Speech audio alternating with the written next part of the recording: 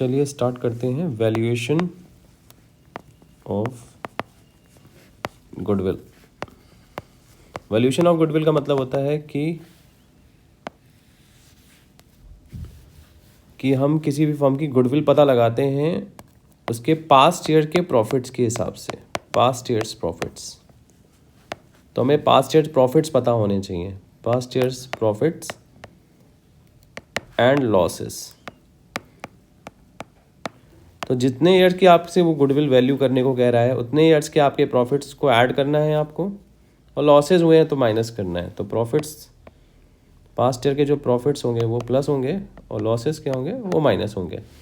ध्यान रखिएगा कुछ प्रॉफिट्स में अगर कोई एरर हुई है, कोई एडजस्टमेंट है जो पेंडिंग रह गई है, तो उसको पहले हम एडजस्ट करेंगे। तो adjustment in profit and loss. Adjustment का मतलब होता है कि अगर कोई प्रॉफिट है वो पूरी तरीके से सही नहीं है, उसमें कुछ एरर्स फाइंड आउट की गई हैं। एडजस्टमेंट का मतलब होता है कि कुछ प्रॉफिट्स हमें सिर्फ बिजनेस का प्रॉफिट कंसीडर करना है यहाँ पर। तो एडजस्टमेंट क्या क्या होती हैं वैल्यूएशन ऑफ गुडविल, ध्यान रखिए। अगर कोई एबनॉर्मल लॉस हुआ है किसी भी ईयर में, तो एबनॉर्मल लॉस उस ईयर प्लस हो जाएगा जिस ईयर हुआ है। तो उस ईयर लॉसेस प्लस होते हैं। क्या क्या चीज़ें ऐड होती हैं, सबसे पहले वो लिखवा देते हैं। कोई कैपिटल लॉस हुआ है, कैपिटल लॉसेस हैं, ये भी प्लस हो जाएंगे। एबनॉर्मल लॉस का मतलब होता है लॉस ड्यू टू फायर, ये एबनॉर्मल लॉस है। किसी भी तरीके से फायर से हो गया या कोई चोरी हो गई, थेफ्ट हो गया, कुछ भी हो गया, एबनॉर्मली हो गया कुछ, तो वो एबनॉर्मल लॉस होता है। वो बिजनेस का लॉस नहीं है, इसलिए प्रॉफिट में ऐड होगा। कैपिटल लॉस का मतलब होता है loss on sale of assets. कोई एसेट्स बेची उसमें लॉस हो गया, वो भी बिजनेस का लॉस नहीं है। तो जो बिजनेस के लॉस नहीं है तो वो क्यों माइनस हो गए प्रॉफिट से, इसलिए उसको ऐड बैक किया जाएगा। ठीक है, तो एबनॉर्मल लॉस, कैपिटल लॉसेस, ये सारे ऐड होंगे। माइनस क्या होगा अगर, हाँ, और क्या चीज़ें ऐड होती हैं, सबसे पहले ऐड वाली चीज़ें देखते हैं। अगर हमने कोई भी एक्सपेंस है, लाइट्स ओपनिंग स्टॉक है, ओपनिंग स्टॉक देखा जाए तो मेरा एक्सपेंस होता है। अगर मैंने उसको ओवर कर दिया है, over opening stock, over value कर दिया है, तो ओवर वैल्यू कोई भी एक्सपेंस कर दोगे तो ऐड हो जाएगा। सेम चीज़ क्लोजिंग स्टॉक है, ये मेरी इनकम होती है, देखा जाए तो इसको अंडर कर दिया है मैंने, अंडर वैल्यू कर दिया है।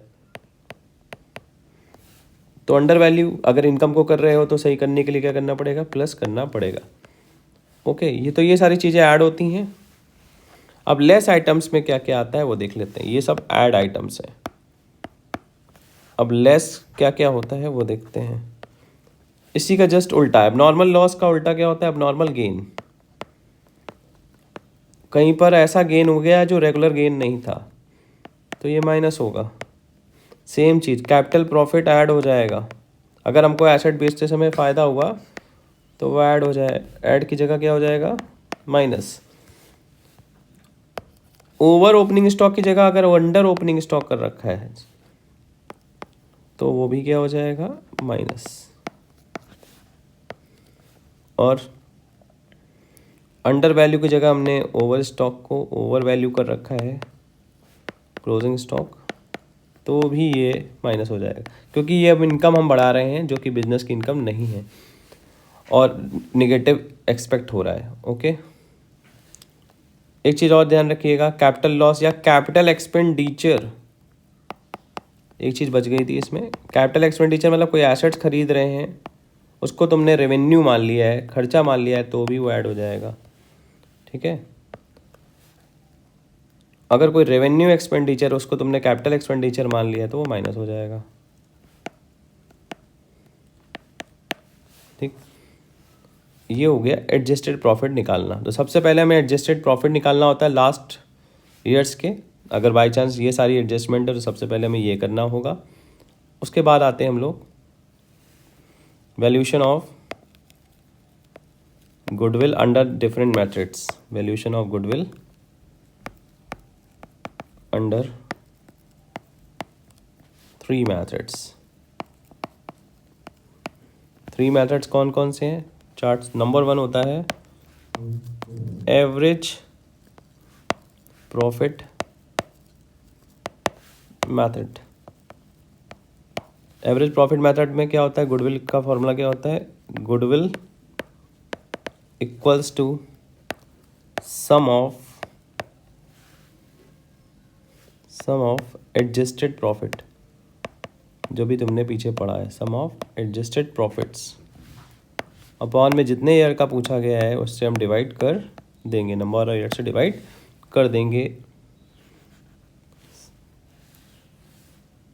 सॉरी ये है तुम्हारा एवरेज प्रॉफिट्स, ओके गुडविल नहीं है ये, एवरेज प्रॉफिट पहले हम निकालते हैं सबसे पहले, तो एवरेज प्रॉफिट का फॉर्मूला है एक्चुअली ये, उसके बाद हम गुडविल का फॉर्मूला लगा देंगे। गुडविल इक्वल्स टू क्या होता है, एवरेज जो अभी हमने निकाला है average profit into number of years purchase,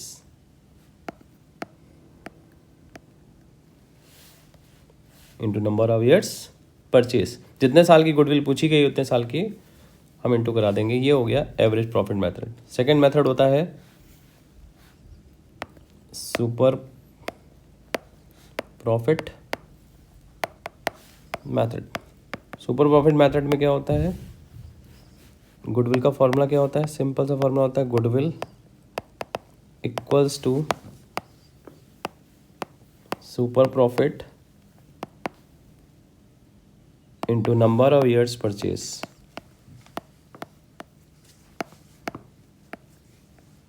into number of years purchase. अब बात आती है सुपर प्रॉफिट कैसे निकलता है, तो सुपर प्रॉफिट निकालने का तरीका क्या होता है, एवरेज प्रॉफिट से हम नॉर्मल प्रॉफिट क्या कर देंगे, माइनस, तुम्हारा सुपर प्रॉफिट निकल आता है।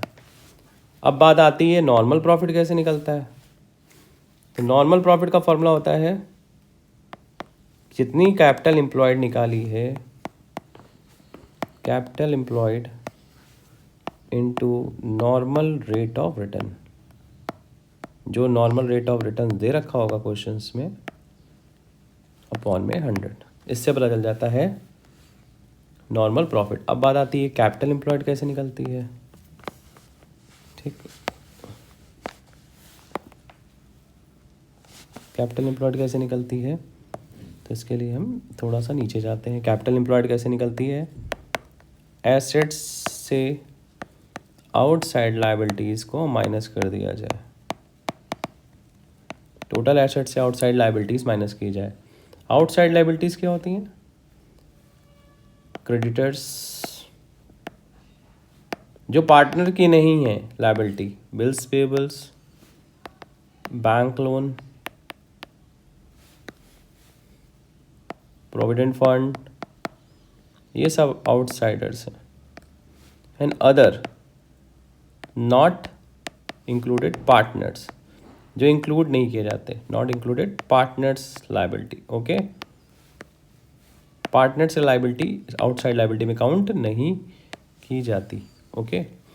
इस तरीके से हम पहले मेथड के थ्रू कैपिटल एम्प्लॉयड निकाल सकते हैं। दूसरा मेथड क्या है, दूसरा मेथड है, या ये कर सकते हैं, सारे पार्टनर्स की कैपिटल को ऐड कर लो, उनकी रिजर्व्स को ऐड कर लो, प्लस प्रॉफिट्स को ऐड कर लो, और माइनस कर दो लॉसेस। लॉसेस में क्या क्या आता है, एडवर्टीजमेंट,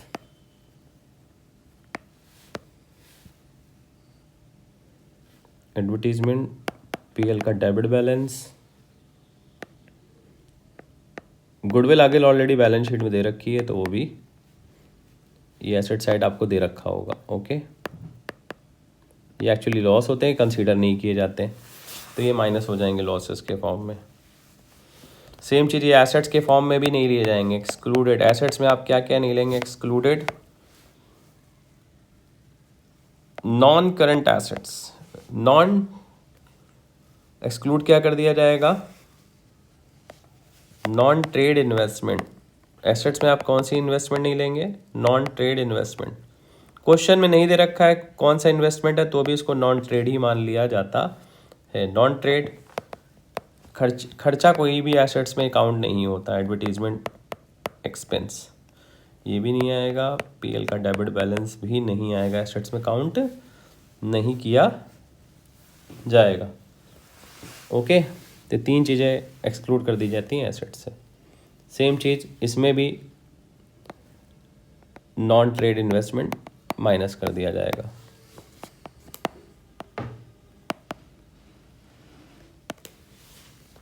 तो ये हो गया आपका कौन सा मेथड, सुपर प्रॉफिट मेथड के थ्रू क्या क्या चीज़ें निकालनी है आपको पता चल गई। थर्ड मेथड का नाम है capitalisation method.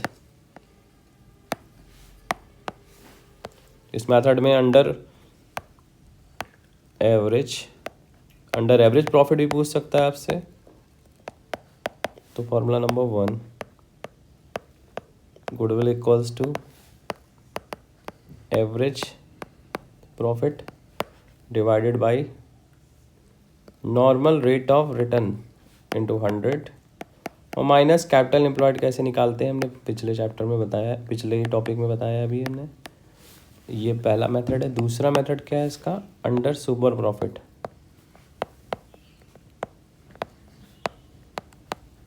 Under super profit method क्या होता है, बस कुछ नहीं करना आपको, सुपर प्रॉफिट निकालना आता ही है, डिवाइड में NRR normal rate of return into 100। इससे आपकी गुडविल पता चल जाएगी। टॉपिक यहाँ पर ये एंड होता है।